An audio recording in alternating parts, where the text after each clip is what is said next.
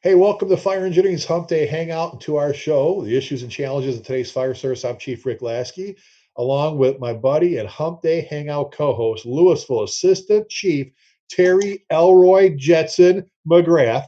I feel like you got to have some. I need a walk-up song or something. Boom, boom, boom. And we've got another great show lined up for you. And for those of you, you've heard me say before, Terry's my good buddy. I've called Terry Elroy as a compliment for years. You've heard me talk about Professor Glenn Corbett, one of the smartest people I've ever met in my life. Terry's right up there with him. Terry is, I mean, just, first of all, he's one of the funniest SOBs I've ever been around. I mean, he should be a stand-up comic, but Elroy is just that. He fixes everything. You want anything, you want to know anything, Terry's got it. But Terry and I, we've got another great show lined up for you, and we always remind you, please, if you have any questions, shoot over to Twitter, and zip them off to us. Just make sure you add hashtag FE Talk for Fire Engineering Talk, hashtag FE Talk. And today our topic is the new chief being the best you can for those who matter, and that's your firefighters. And we've got some great chiefs, some great bosses who truly get it. They're the examples and role models for how a chief should be. None of them are new chiefs by no means, but they're the living proof, the result, the proof in the pudding, whatever you want to call it, of how you should be if you want to be a chief one day when it comes to take care of your people. So first off, we've got Chief Scott Thompson from the Colony, Texas, with us. Scott, as if you've been following this show, a lot of you do, has been on with us bunches of times before. Scott's a longtime FDIC instructor and author of his new book, Functional Fire Company, positioning small groups for success and survival. Scott's, like I said, been with us a ton of times. He works for one of those cities that has a fire department that everybody wants to work for. So welcome, Scott. Thanks for having us on, Rick. Oh, buddy, it's great to have you. Next, we've got Ken Prillaman. Ken is the chief of Wichita Falls, Texas, my current hometown. And Ken's formerly from the Minneapolis metro area, and again now the chief in Wichita Falls. Ken's the author of the book Leadership Lessons from the Fireground, and one of my favorite newest reads. It's not new, but for me it was. Is the Minnesota Fire Service Ceremonies and Protocols Guidebook. And if you know me, you know how much in my heart I believe in doing ceremonies and for the right reasons. So, Ken, welcome to the show, buddy. Thanks, Rick. It's good to be here. Oh, it's great to have you. And Rich Kasko. Rich is the chief in South Hays County. It's the fire department, fire district in Texas. The South Hays Fire Department founded. Now, Rich is another one that's an instructor and an author and all over the place nationally, sought after. But the South Hays Fire Department, Rich's department, founded the Texas Fire Academy in 2005 by creating a consortium of fire service instructors from departments throughout Central Texas. The Texas Fire Academy is a Texas Commission on Fire Protection certified basic fire academy and is very highly regarded. Rich is a great guy. We were just out there for him. We did a company officer academy. They were the hosts. They were incredible hosts. He spoiled my buddy John Salka. John wants to go back there again already. But Rich, welcome to the show, buddy. Hey, thanks a lot. It's great to be here. Yeah, we're going to have to get John a cowboy hat next time he comes back.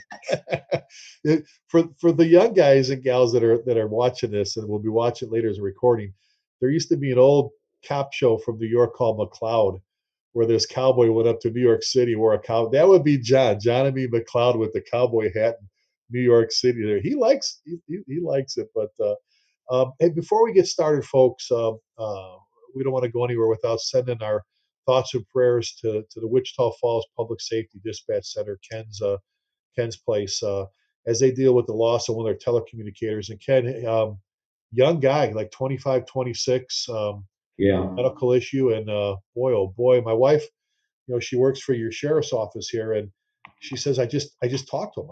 I just talked to him on my last shift, and way too young, buddy. Yeah, that's for sure. Way too young. It's a big loss for us, and we appreciate you taking a moment to recognize him. He just, and like I said, we often, Terry knows this. Terry's been well connected with the dispatch center, the huge dispatch center in Louisville. That all of us are very partial to our dispatch centers. We forget about them. the nerve center, as we call them, as Stan Stedman, one of my buddies, one of Terry's buddies in Scott's, refers to as the flight deck. We've talked about before when we have issues, we're the first ones to think about our firefighters when it comes to critical incident stress management. We always forget the dispatch center, the people that went through it on the telephone and everything else. But we want to just keep Wichita Falls, the dispatch center, in our thoughts and prayers. One quick note before we get started. November 9th, I'm going to be helping out the Wichita West Volunteer Fire Department right next to Ken, one of their mutual aid partners. Chief Ryan Fetzer, the chief there. I'm going to be doing a Pride Northship class for free for them. They're trying to raise money for a brush truck. It's a full day program. If you're in this area, come on out. It's $20. Every penny of it goes towards that brush truck. We're going to have some silent auction items. We got a $400 helmet that's inscribed. It's really cool that Dingus Fire Supply Fire Company up in Illinois donated. They also donated some fire gloves. One of those metal, Scott, you've seen these metal front pieces that are so freaking cool, lasered, that are cool. Captain Mike Dugan donated an autographed it's the picture of him on 9/11 hanging the first flag. The 40-story high-rise is behind him on fire and everything's still going. He's hanging it. It's on a cover Reader's Digest. It's signed by him and the New York Times photographer that took it. And then Paul Combs sent us a large drawing. It's the old firefighter with the big mustache that he signed and said, those are going to be silent auction items. We're going to be giving away books and challenge coins. And Siddons Martin, I love Pat Siddons. Siddons Martin is donating a bunch of stuff. Everybody's leaving with something. So come out on November 9th. Get a hold of me if you want some information. It's a great cause. So, welcome, guys. Welcome. Rich and Terry and I wanted to throw this just real quick. We're going to do some bragging on Texas here, but Rich, walk us through what all the Texas Fire Academy provides. Been doing it for a while, but what all do they do, buddy? So the Texas Fire Academy runs 2 basic academies a year and advanced courses like driver operator, fire officer 1 and 2, fire instructor, and the EMT basic program. And the cool thing about it, it's a blended learning program. So young people that want to get their start in the fire service, but they're working, they're trying to support a family. They come every other weekend, they stay in-house in residence, and then they have studies to do for the next couple of weeks. So it's a great option, a great opportunity for firefighters to get their certification. Well, I know when we were there, we were walking around one of your beautiful firehouses. I mean, I don't know what it is. I mean, I know I'm speaking very partial to Texas here, but the firehouses we're building out here are freaking incredible. And Scott, don't even start bragging about what you're building. That thing is freaking awesome. Um, but Rich, I mean, that firehouse there, it was like the Chicago Fire Academy. There was like 55 people all over that place, and not counting your duty crews. Just students and people and staff, and just a busy place. But that's a great place. And if they wanted to look up, what's the website for that? Is it go to your place or somewhere else? Texas Fire Academy. They can just Google Texas Fire Academy. It'll come right up. All right, very cool, very cool. And then Ken, Terry, and I talked about this. Um, being the new boss in Wichita Falls. Wichita Falls. First of all, I'm a lifetime member of the museum here. You've got a great fire and police museum. I mentioned before on the show, Ken, they've got the largest collection of antique Mack fire engines in the South. They have so many rigs they can't park them all. They're all over town. They're hidden in barns and in businesses and all this. They're all over the place. A lot of history here. Wichita Falls had the first motorized fire engine west of the Mississippi and in the state of Texas. Um, I know Burkburnett, just north of you, has on the back of their bunker codes Boomtown because of the whole oil thing back then. But a lot of history here. Um, I guess as a new boss, as the new chief, you've been chiefing it for a long time for our viewers. But walking in that door, what were your goals walking in as the new fire chief? Well, I think that my first 90 days, which by the way was my 90-day anniversary was yesterday, has really been focused on just trying to listen and absorb as much as I can, ask a lot of questions, and kind of embrace what I have here. I came in with an understanding that things that work well in another part of the country might not work well here, and vice versa. And I wanted to take an opportunity to just to hear from them. So I have 8 stations. I set out to do 24 kitchen table summits that I call them, and have an opportunity just to hear from the men and women that are on the front line. I got 21 of them done, and we'll continue the last 3 next week. But it's really been about listening, absorbing it, and embracing what we have here. It's a strong community. The history is incredible. We have a lot of talent here, but like most jurisdictions, we have some challenges. Well, and I know the guys and Scott. I think Terry, you're the only non-Yankee here. Scott, where were you? Scott, where were you born again? Croton on Hudson, just 28 miles north of New York City, right on the Hudson River. Okay, so Scott, Rich, I know you're not from here. I'm telling you, I think Terry's the only. I think Terry, you may be the only where you. I mean, you're the only one born in Texas, right? No, actually, I was born in Connecticut, but I came here. I was down here before I was 2, so I certainly don't have any recollection of it. But no, I'm from up yonder. He's up yonder. So we're all converted Yankees down here. Um, it's Ken. I know one of the things your firefighters when I would bump into before he came down here, their big fear, especially an established department, their big fear was this new chief from up north coming down here, and we just got joined by another Yankee, another New Yorker, a boy from the Bronx, Chief Bobby Halt, the boss. Hi, Bobby. Hey, kids. Uh, uh, but Ken, I know they were worried about the whole this. I heard this time and time again about, is this new chief not going to let us be aggressive? We're aggressive fire department, and I think I said the same thing you said when you got down there. I said, well, when you say aggressive, are you talking stupid aggressive or smart aggressive? And they go, well, no, smart. I go, okay, if you're talking smart with good hard hitting attacks and searches and but not being stupid how you do it. I think they got over that real quick at the first couple of fires you went to because Wichita Falls does fires like every day here. Yeah, we certainly have pulled a lot of handlines in the last 90 days. And this topic of being aggressive with our tactics has been on everyone's mind. And like you, I said the same thing. I think we have an obligation to aggressively put out Mrs. Smith's fire. But we got to do it in a smart and safe way.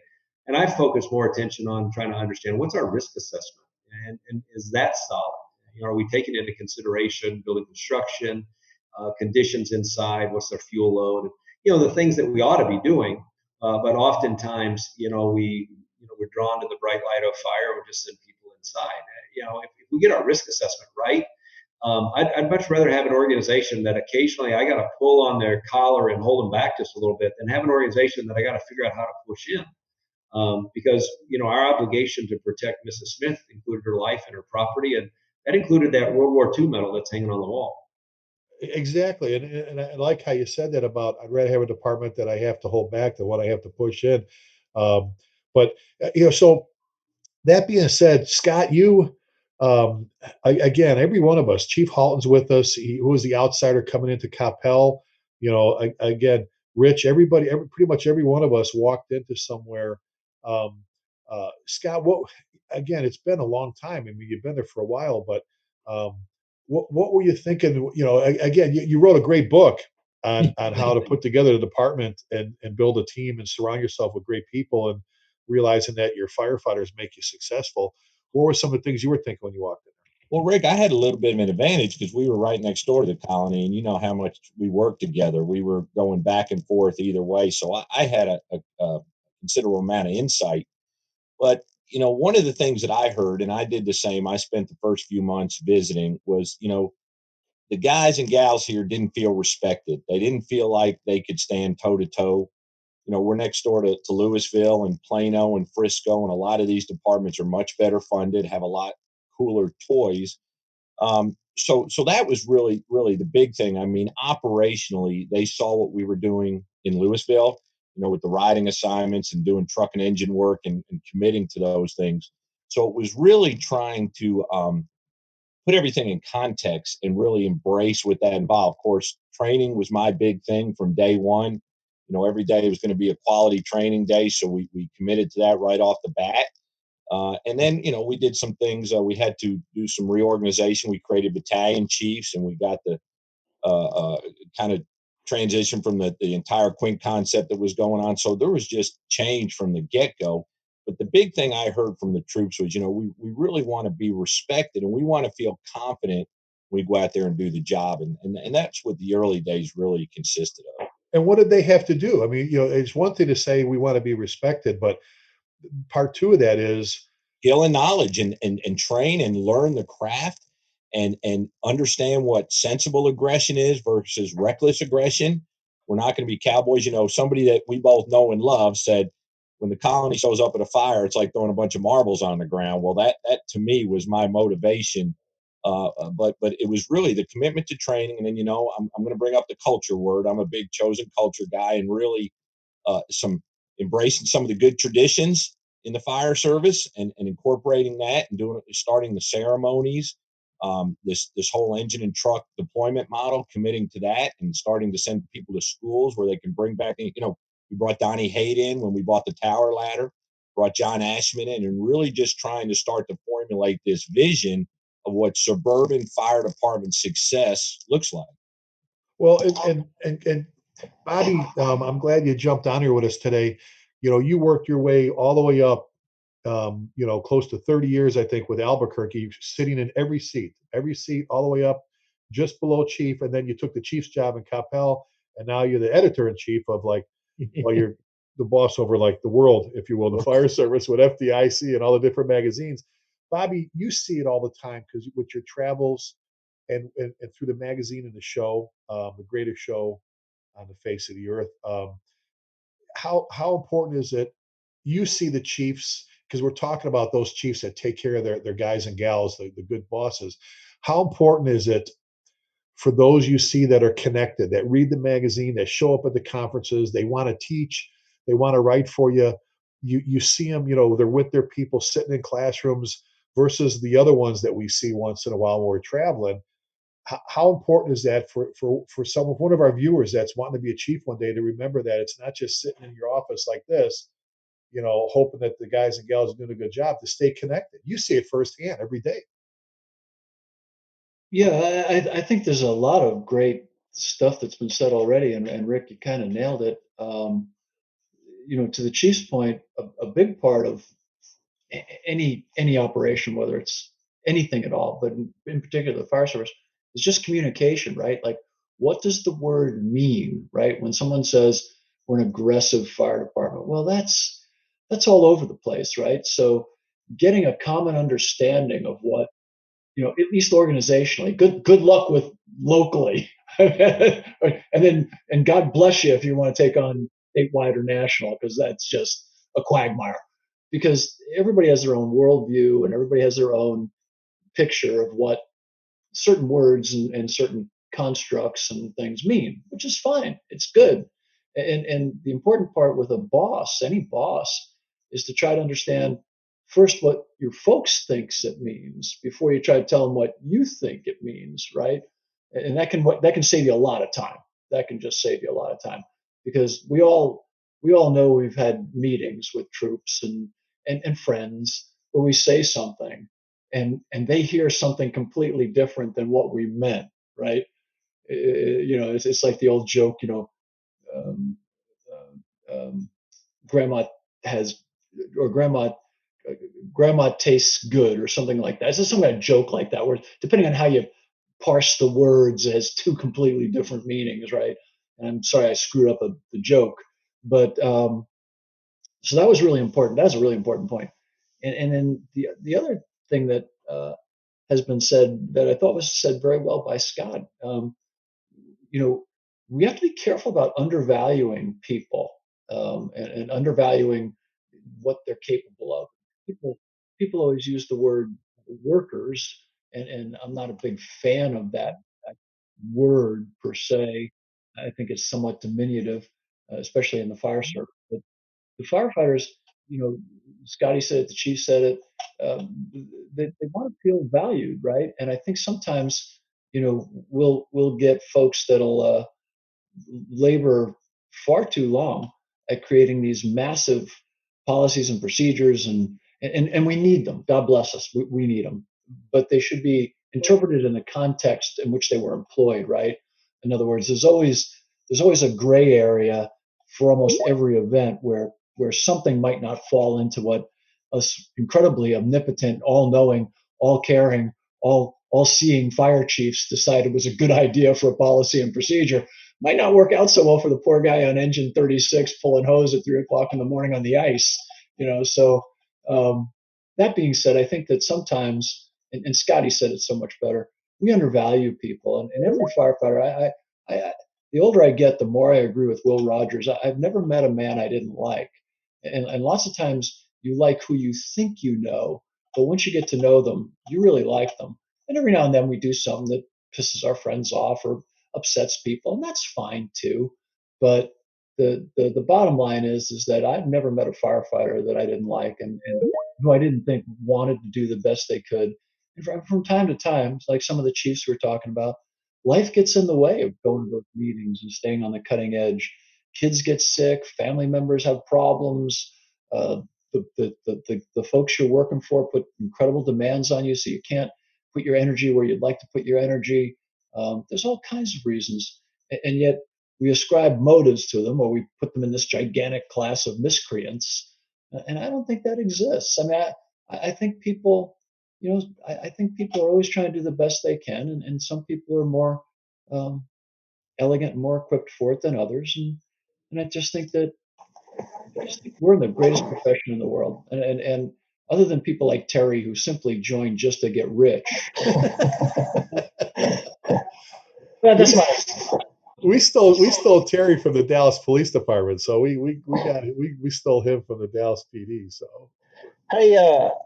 Just to not to shift gears too radically here, but something else, and I know Scott, I've heard you mention this before, but certainly in Ken's situation of being and by the way, you went from like beautiful Minnesota to living like on the face of the sun in Wichita Falls. So how was that first summer? Well, having 70 straight days of 95 or greater degrees from 7:30 in the morning till 10 o'clock at night was certainly a new experience for me. But I'm glad Yeah, to trade that for, trying to fight a fire in 20 below wind chill. right. Yeah, my Enjoying favorite a part is cup when you of get up wine. in the morning at 7 and it's like 88 degrees outside. Uh, but talk a little bit about because I think a real big challenge of anybody that comes into an organization. So and I you guys hit it on the head, which is to get out there and actually meet people, talk to people, figure out what your organization's all about before you walk in and start kind of crafting maybe your vision of what it's going to be. But that command staff, your people that you're surrounding yourself with. I mean, we all know that it's extremely important, but there's also, I think, kind of some nuance that goes into having to go in and kind of feel that thing out and make sure that everybody is aligned with what your thoughts are, and then at the same time to get the right people in the right places. Who is that aimed at? Me? Yeah, Larry? yeah. Go ahead. Oh, I'm sorry. Okay.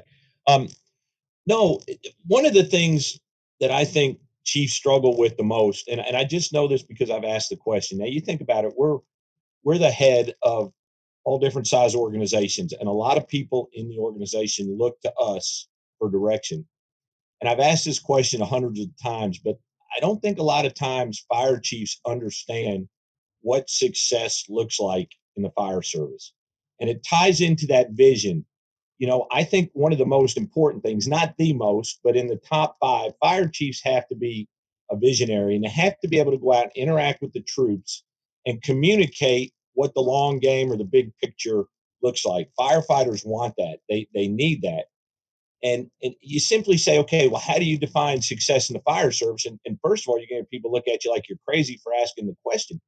But every other industry, every sport, every activity has a defined um, level of success that they work toward. So my question always is, what do you spend your day in, day out doing if you're not moving in a direction that's either aligning with a vision or a defined success for the organization? So to me, in the places I've worked, and there've been quite a few of them, is to make sure that the leadership team, the command staff, understands what success looks like in the organization, in the suburban fire service, what training success looks like, leadership success, company officer success, and then that we have a shared vision so that when we go out, we interact day to day, whether it's in the training environment or an officers meeting or a PIA after a call, that we're our message is unified, but it also is leading towards a greater outcome.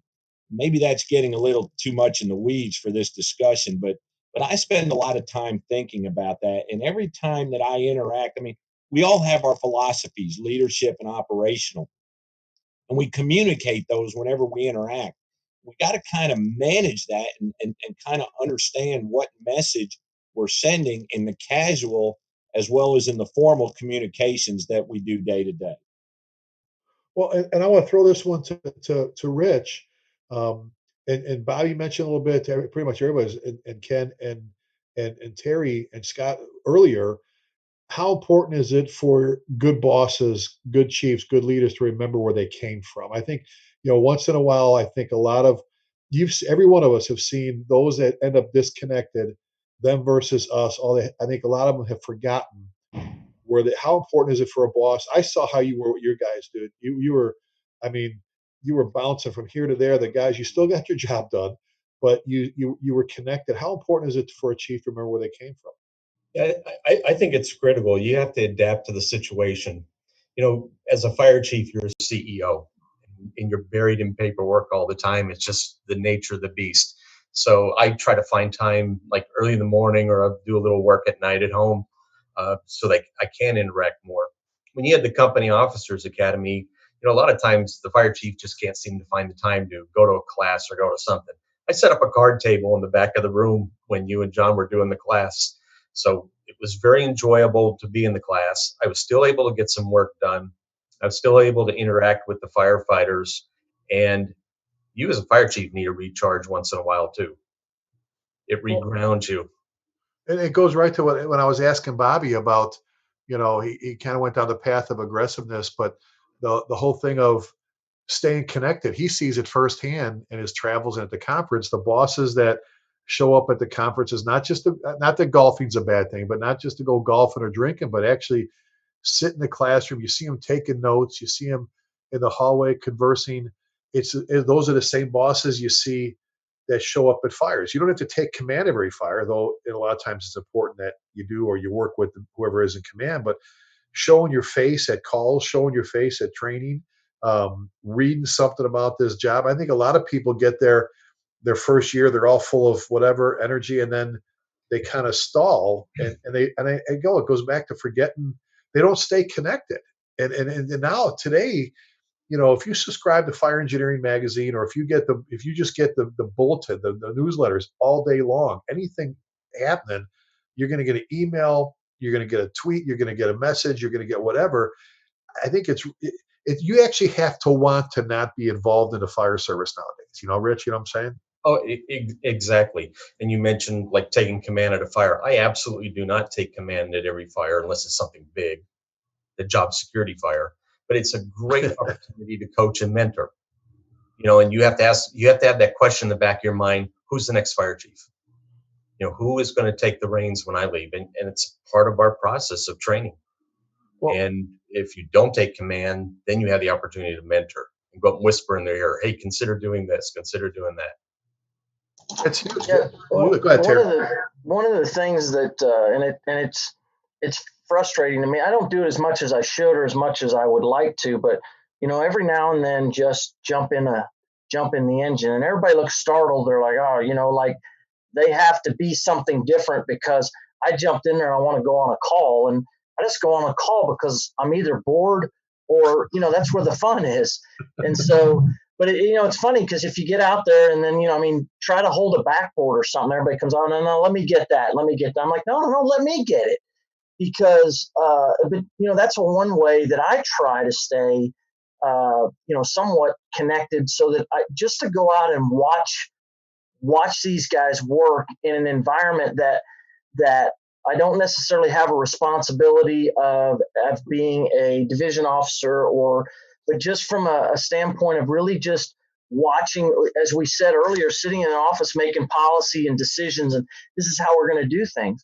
But if you don't get out there and see what your decisions and see if it works or not, and ask guys if it works or not. And it's a really different setting and environment and an opportunity to interact with those guys around you, to where you can let your guard down a little bit and just remember what it's like to be part of the fire station, but to go out and run a couple of calls. And I laugh. You mentioned Dallas earlier, and one of the things about an organization like that is that we had chiefs that came through there that had a whole entourage. I mean, you didn't even talk to a chief.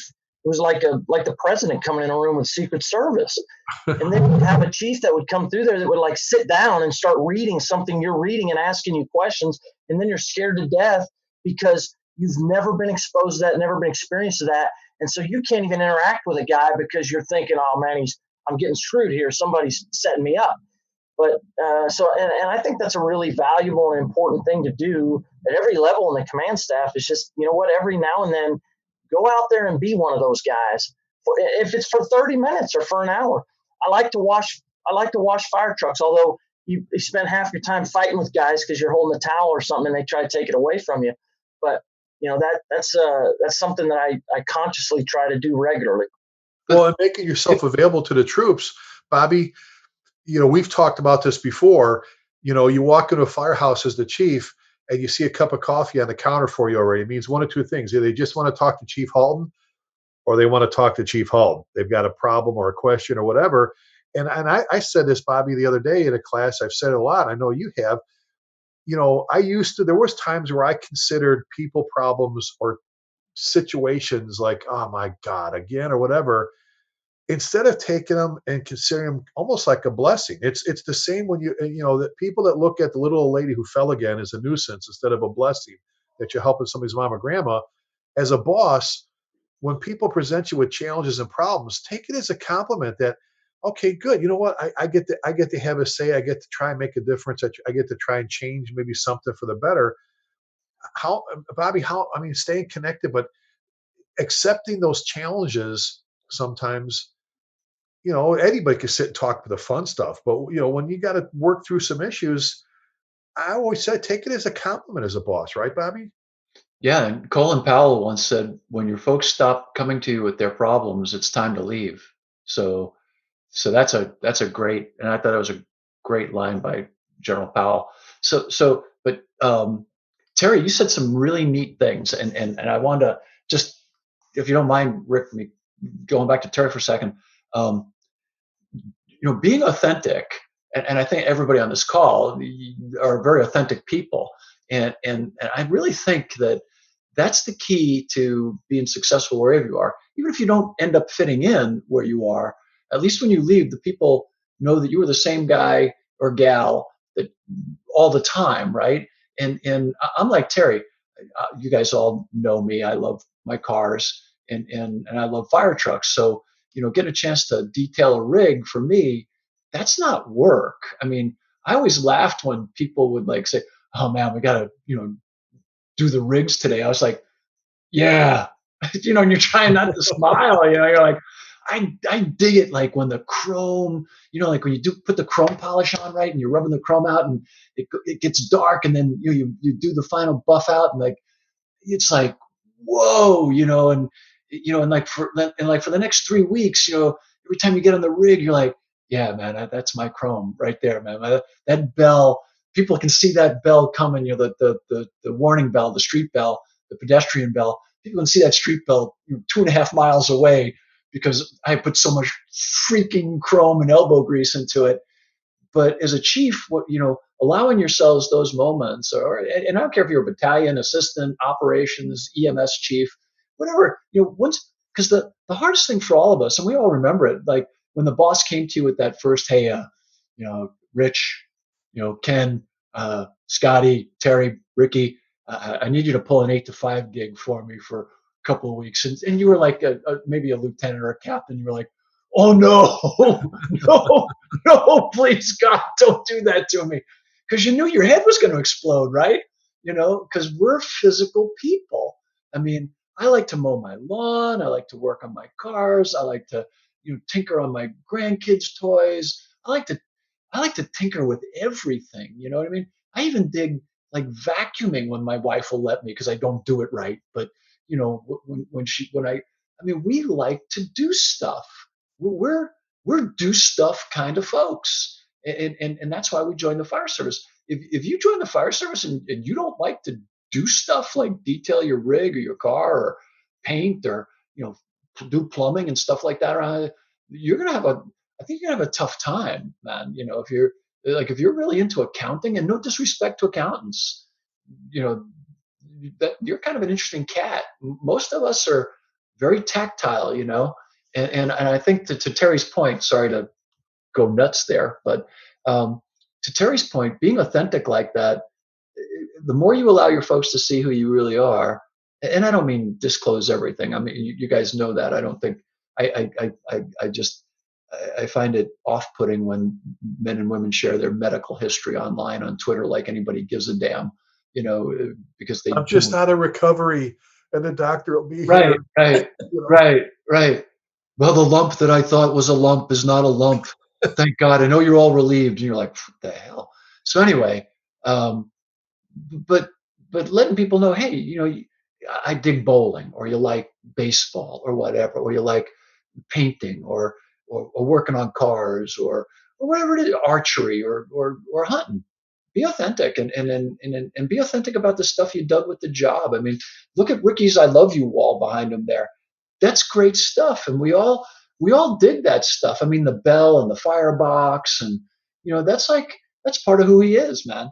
You know what I mean? And if you saw the firehouses where Ricky worked, and we've all seen them, they all had jazz like that everywhere you looked, which is cool stuff, man. And I think that's righteous, and I think we should do more of that. And I don't know. I mean, people always laugh when people say they're teaching mentoring. I'm like, good luck with that, man. Yeah, you pick your own mentors. You know what I mean? You're gonna gravitate towards the folks whom you find something attractive in, and you're not going to, you can't just say, oh, I'm a mentor. All right, who are you mentoring? Your puppy? I don't know. So anyway, God bless you. That was a great, great, great, great piece of information, Terry. And I know we wanted to talk about new chiefs, and man, be authentic, be humble, be gentle, and listen a lot. And it's easy to say, and none of us do it. I mean, and don't feel bad about yourself when you find yourself, screwing up, because God bless you. Man, if you had to put your screw ups in your resume, Tolstoy would look like a piker compared to me. well, and Ken, talk about Terry and I talk about this a lot when we're on the phone, and Scott, when we all used to work together. About you know, I've said it before. It's fun taking care of the fun stuff, but Ken, about making those tough decisions. You're with your new department now, but you've been chiefing it for a long time, and that's part of it. Making this. Bobby brought up Colin Powell, one of my absolute idols, and one of the phrases I love that he uses is "never walk past a mistake." And so many chiefs will just do this rather than deal with something or push it off. I'm not saying jump ranks. We have people we count on for different things, but good bosses, great leaders have to make those tough decisions, don't they? Yeah, I think they do. There's a phrase that says, "What you don't confront, you condone." And I think the first step, though, is you have to be real clear on, kind of what your values are. And here I've spent a lot of time with the command staff to a question that Terry raised earlier, and created an environment where, uh, you know, began to describe, those values that are closed-fisted, where this is the way we're going to operate, and the way we're going to operate professionally is not an item for debate. But there are so many things that go on in a firehouse that we can collaborate and cooperate, and come up with a game plan together. And my only requirement in these examples is when we open the door and we leave here, the message is the same from all of you as it would be if it was delivered from me, so that every man and woman that we're responsible for hears the same message. But that but with that includes, we're going to hold people accountable. I think the frustration that I've seen in firehouses across America and other private sector organizations is they fail to do two things well. Number one, they fail to explain the expectations of the organization in terms that are easy to understand. and they fail to hold people accountable. Oftentimes what creeps into a firehouse is there's two sets of rules. There's this general orders that applies to rank and file all the way up through captain, and then there's this super secret, here's what I can get away with as soon as you cross the bugles on my collar. And that begins to erode, in my opinion at least, so much in a firehouse that you've got to get to a point that we're going to have one set of rules, and everyone's accountable. That's the recruit to the fire chief. And the fact that I have more bugles than anyone else doesn't give me any more authority to change our rules. If we need to change our rules because they don't work, then let's build processes for doing that, where people have an opportunity to weigh in, have their opinions heard, but then feel like they've been engaged in a process and they understand where we're going. I think part of being authentic is being transparent. I don't think fire chiefs should lock themselves in the office, make decisions, and then leave it up to the staff to figure out how the hell did he come up with that decision. Exactly, and it's one of those where, and we've talked about, you hit on it. Every rung you climb on that ladder of responsibility, that whole leadership ladder, if you will, you if you're not worried about your character, if you're not worried about how people see you, if you're not worried about, because everybody's watching. We say that to new company officers, that your best buddy's watching you at the kitchen table, watching how you're going to handle. They're watching, so do you think he's going to take care of this guy or her this time? What do you think he's going to do? Your best buddies are watching. Well, then, like you said, you add one more trumpet, then you start crossing them. And before you're up there, and I think some people are totally surprised when their own troops hold them accountable for something that they should be doing, walking the right direction, if you will, and they're not, because they've forgotten. Hey, you know what? Every rung I climb higher brings with it that much more responsibility, and that much more doing the right thing. I mean, just Rich, I mentioned before, you've got a great team there, um, down where you're at, and it's critical to know that your staff has the same beliefs, if you will, that you do, but also that they're going to carry out. I never had to worry about Terry McGrath. I never had to worry about Daryl Brown. I never had to worry about Tim Tittle. I had an assistant chief before them that was all over the place. I don't think he could find the word honor with two hands, of flashlight, and a stinging eye dog, all that.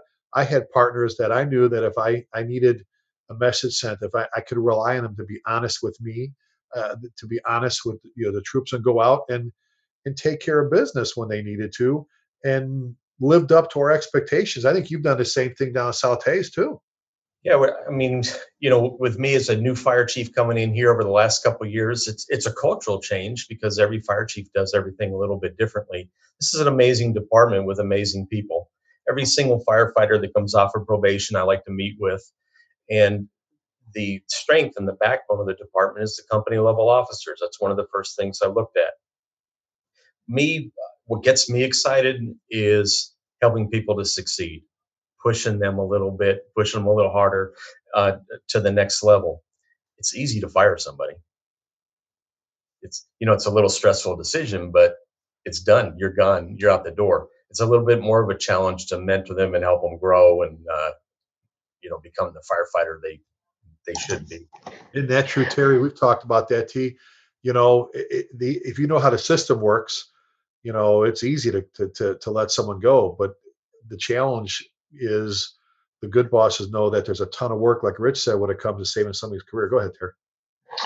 No, I was gonna ask the question because I think everyone on this panel is coming from the same kind of a geographic, the size. So when you come in, whether Wichita Falls or down, well, you've got exceptional challenges down where you're at, Rich, with you got Les Stevens running around down there. So that's a challenge in and of itself. But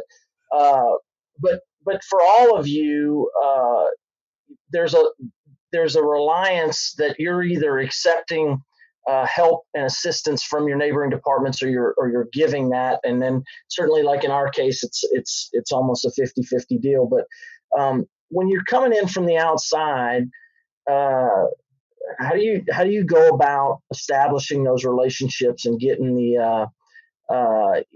getting outside of your agency and getting the building those relationships with your partnering agencies around you?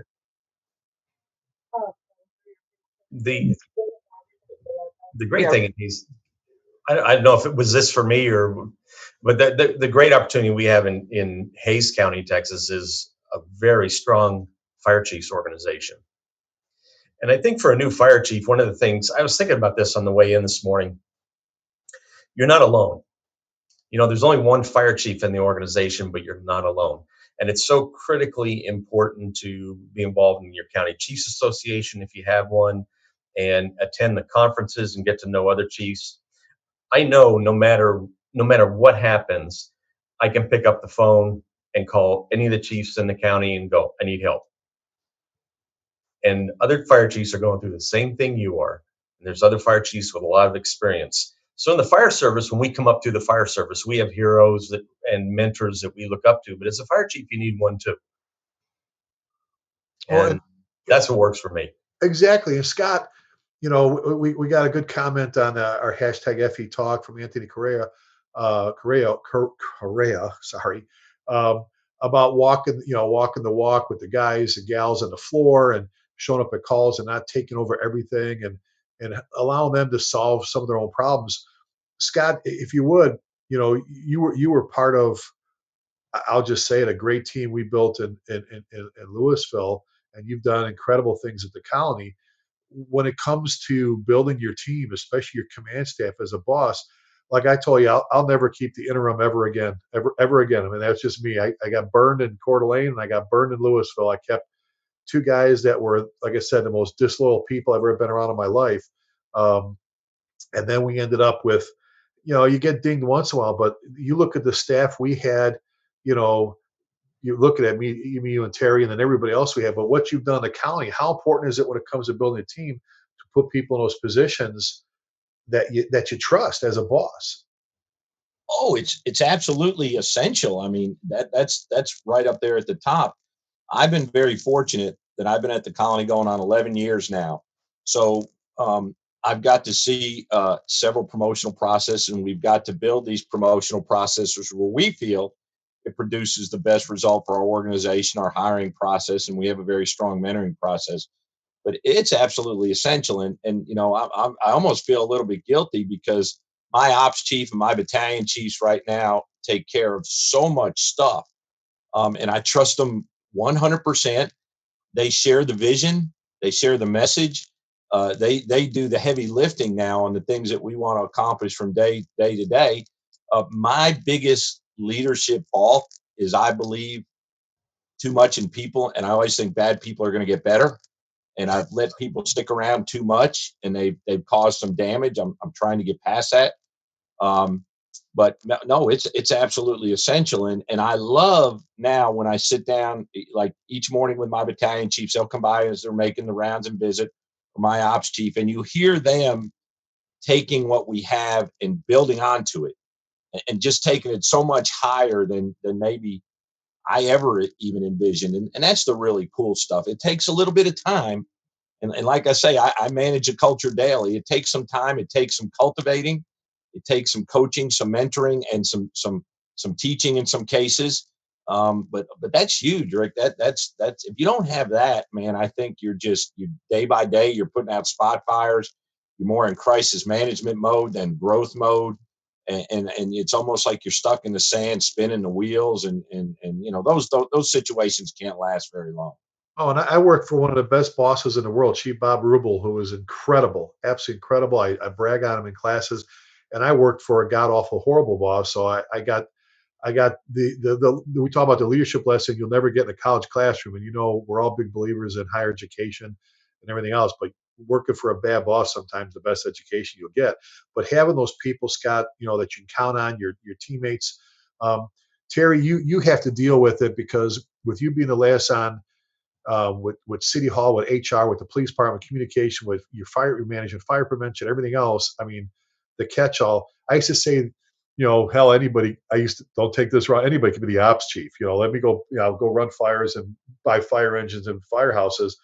Do the budget. Do the rest of. Do the hiring and firing. Rest of that. Terry, how important has it been for you to establish those relationships?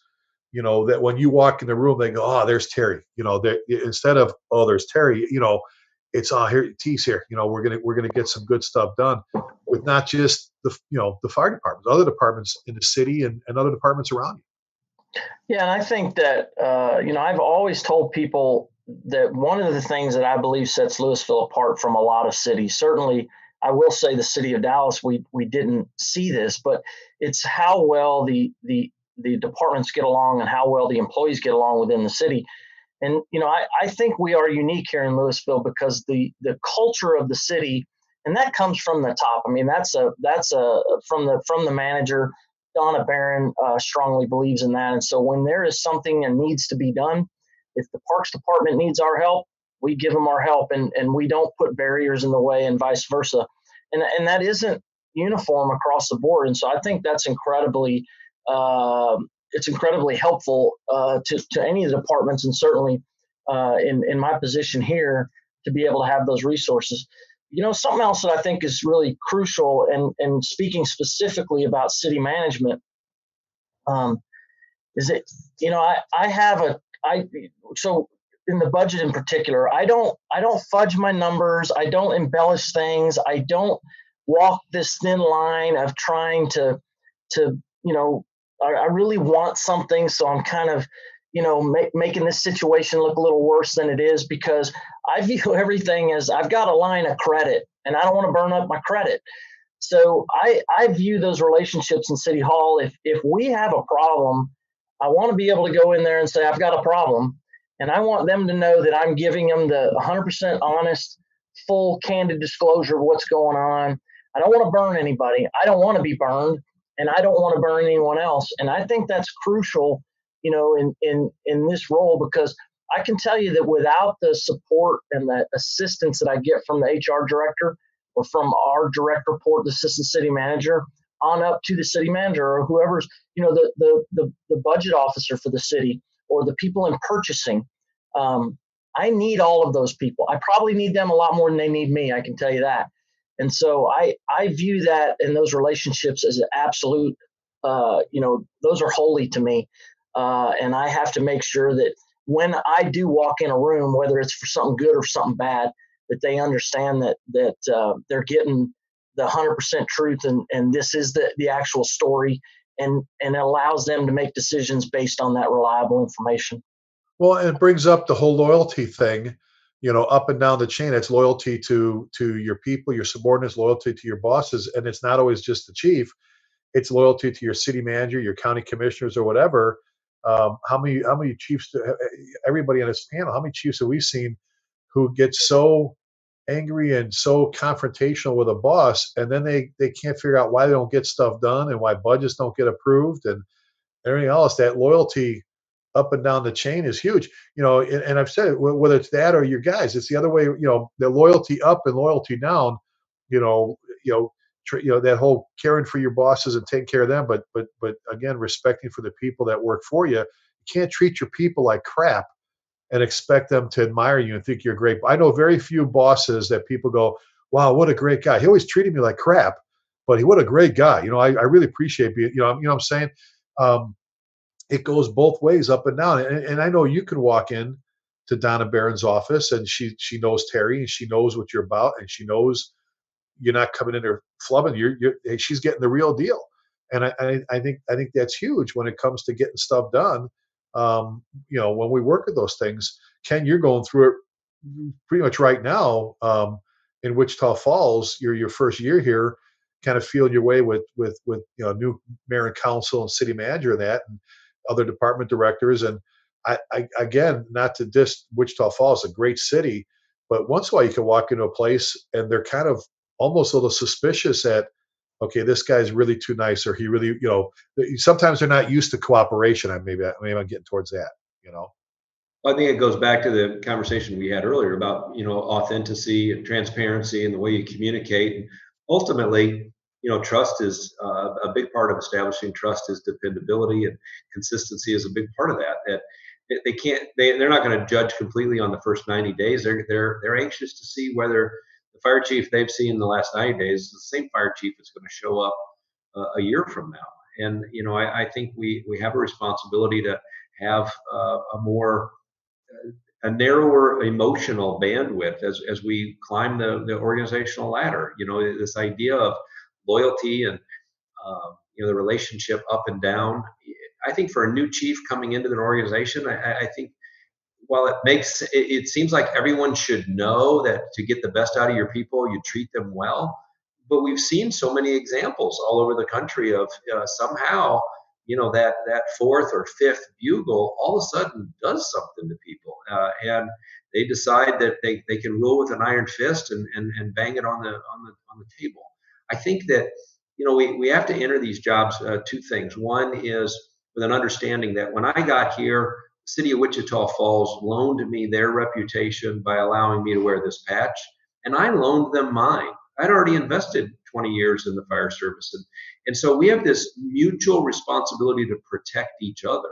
And that's the way we deal with the people that have been charged to us, as well as the financial resources. And I think that new fire chiefs coming in also need to guard against believing that this is some smorgasbord. I don't get to pick and choose which battles I'm going to fight today, and the way I fight them is critical.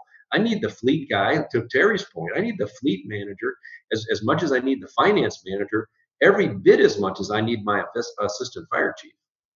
No, absolutely. And I love how you said that about loaning each other's reputation and image is huge. It's a two-way street, and a lot of people come in thinking, well, that's they hired the greatest person here, and I'm gonna come fix everything. I want to change gears because like we talked about before going live, and Bobby and Terry I talk about this all the time about how the time just flies by. That hour flies by. Bobby, I wanted to hit you for one more. You've talked about this in some of your classes as well as your writings, but talk about to some of our viewers, Bobby, the newer chiefs or maybe those that are pursuing it, chief officers in general. How important is it for a boss, a chief, to have their own network ring?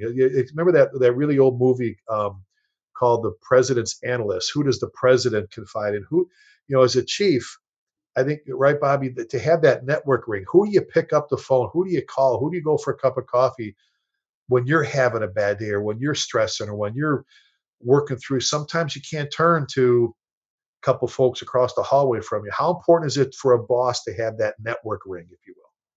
Right, and it was really well exemplified in the movie, the D-Day movie with Tom Hanks, where the young soldier says to the captain, "Hey, how come we never hear you?" And he goes, "I don't complain to you. I complain to," and he goes up. He goes, "That's not how the system works," and that's a huge landmine for a lot of chiefs. Is that you know firefighters by our very nature are very conversant and very open, and oftentimes we're more open than we should be occasionally, and it's cost some of our friends their jobs, unfortunately.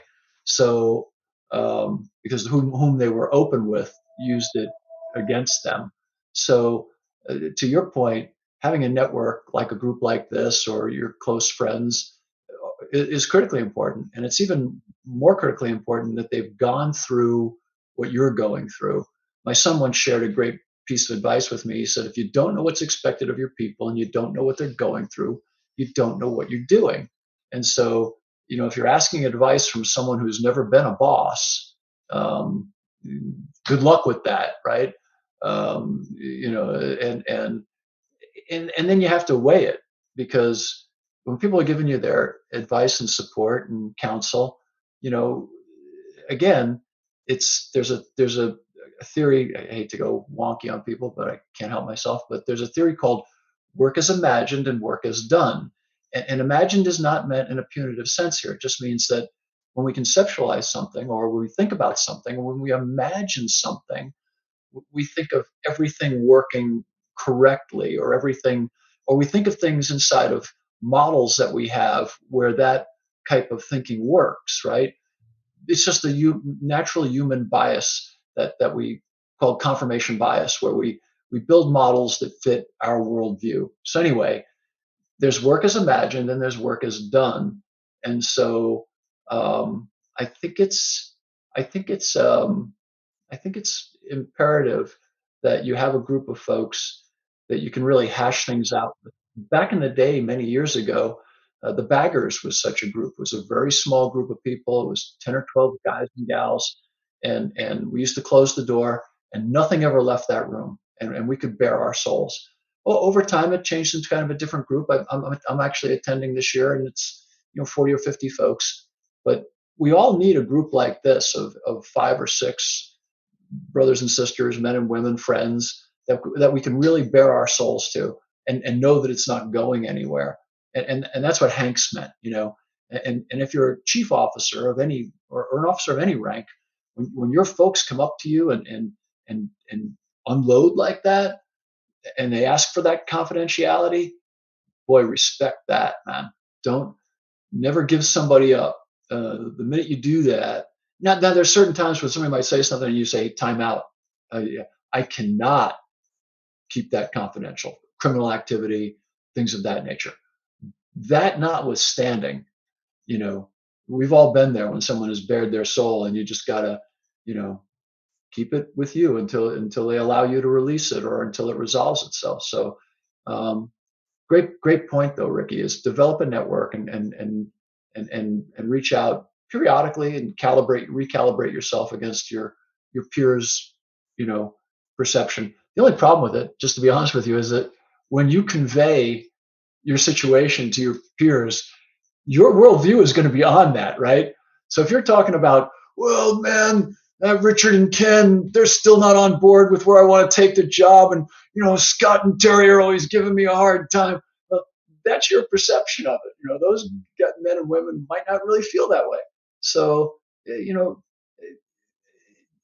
all boils down, and you hate to say it, is that our abilities to succeed and our abilities to um, get things done in the world are always going to be hampered by our abilities to communicate. And I don't care who you are. And so it's the never-ending dilemma.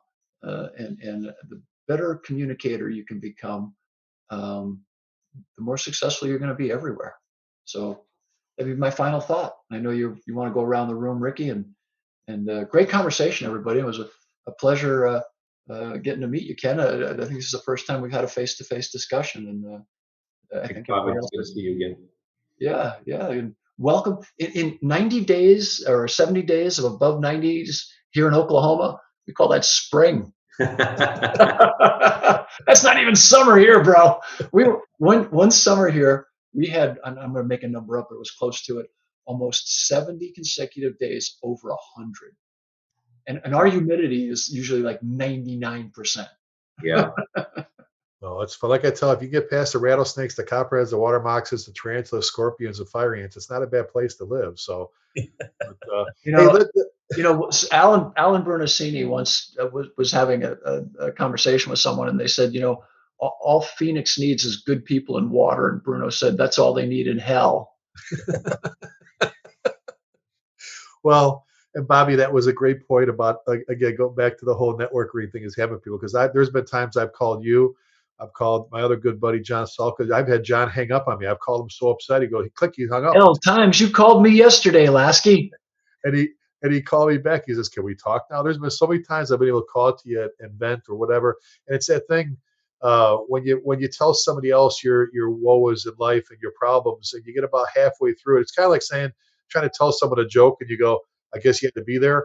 You get through talking your way through the problem, and you finally get to a point where you go, "Well, you know what? I guess it's really not that big a deal after all." When you tell someone else, but that doesn't mean don't have that team, don't have that partner or two that you can pick up and call, because that's actually the whole point of it. So, hey guys, let's go around the room like Bobby said here. We're closing. We're going to go a couple minutes over, but Fire Engineering's always been great with letting us do that here. We'll just start. Scott, I want to start with you. Closing thoughts, and I guess Scott, my question for you, as closing thought wise, was real quick. You did a great book, proof, okay, evidence in the book on build a department's image. Let's talk. Let's finish out with your comments to the up and comers on building a department's image. It's got to start with core values, and those have to be clear. They got to be defined, and they got to be something that we all hold ourselves accountable. And as you said, but it's really understanding the job and taking the time to develop that vision of success. I'm going to kind of keep saying that. You're steering a very large boat or maybe a small boat, but you got to know where you're going. What do you want to get to? And once you do that, you know, one of the things that um oh I lost the name. Seven Habits. Who help me with that? Stephen Covey. Covey, right. You always said start with the end in mind. And I think once you figure out the what and the why, you can work backwards and determine what it takes to kind of get there. And we really, really buy into that. But if you don't know where you want to be, what you want to develop, if you don't know what those core values are that keep you on track, you're kind of just wandering aimlessly. So I tell all new chiefs that call me that take the time to do that personal exercise, develop that small group of network that you can call when you're having a bad day, that you trust, that will tell you when you're messing up and when you're doing right, and then keep learning the job, just like we ask our firefighters to do. I'm constantly learning and reading, and even stepping way outside the fire service for knowledge to get new stuff. But I have the responsibility to learn every day, just like the newest firefighter and the newest company officer. And I think if you do those things and stay fresh and stay relevant, don't ever be the dumbest guy in the department. Things will go the way they need to go. Well, that's perfect, Scott. Scott, if email address, if they want to get a hold of you, have you come out and teach. If they want a copy of the great book you wrote, what would be a great email address for you? Scott with two T's at fireserviceleadership.com. Perfect, perfect. Outstanding. Rich, closing thoughts, buddy? Be yourself, be real. There's only one of you and everybody's watching you. So they're going to do what you do. That includes take a vacation, take a break, walk away from it. You need to refresh yourself, be apolitical. We don't ask whether a person's a Democrat or Republican when they go to their house. And I think whoever is elected in office, I think it's important that they know that we're there to support them. And the other thing I thought about this morning driving in was discipline. I mentioned earlier it's a little tougher working with someone. The person that's being disciplined, they're going to go down to the kitchen and talk their ears off and state their own case. But from an integrity standpoint of the fire chief, you can't do that. And there will be some tough days. And that's why, like Chief Alton said, you need good mentors to talk to and love the job. Outstanding. What's an email address for you, buddy? If they want to get a hold of you to teach or to information at Texas Fire Academy? Or they can email chief@southhazefire.com. Perfect, perfect, perfect. And Ken, parting thoughts, buddy? Well, I appreciate so much having an opportunity just to share. I think the idea of having a network for a new chief, and if you're aspiring to be a new chief, I think it's time now to start finding your network of fire chiefs. I'm a strong believer that, with all due respect, even an assistant chief that's 20 or 30 years on the job doesn't fully appreciate what it is to sit in this chair until you've had a chance to sit in this chair. And I think having a network as part of your development in preparation for fire chief is a smart idea. That's perfect timing there. You had to do that on purpose, didn't you, with the siren? So I just Wichita Falls is running all day long, all night long. I know you guys are busy. Well, to our guests, Terry, we've talked about this before about what an honor and a privilege is to have everybody come on with us.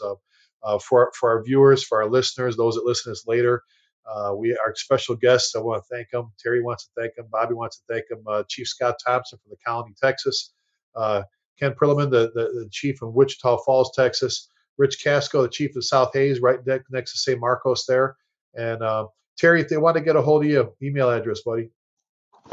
Yeah, you can find me at first initial last name T McGrath at cityoflouisville.com.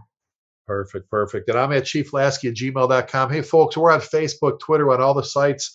If you want to get a hold of Chief Bobby Halton, all you have to do is open up the front of your magazine that you subscribe to, and his information's right there. The magazine that you should be subscribing to. Well, like I said, we're on all. Head over to any of those sites, and you can get a hold of us. Our next show for Terry and I is going to be November 20th. As always, pretty much every Wednesday, you can catch some great shows here. With what fire engineering does to Humpday Hangouts and interact with some awesome people. There's some great hosts, just like all the podcasts that they post in the evenings throughout the time. We hope that you're getting signed up for FDIC. Go to FDIC.com. Classes, especially the hot classes, fill up fast, man. So if you snooze, you lose.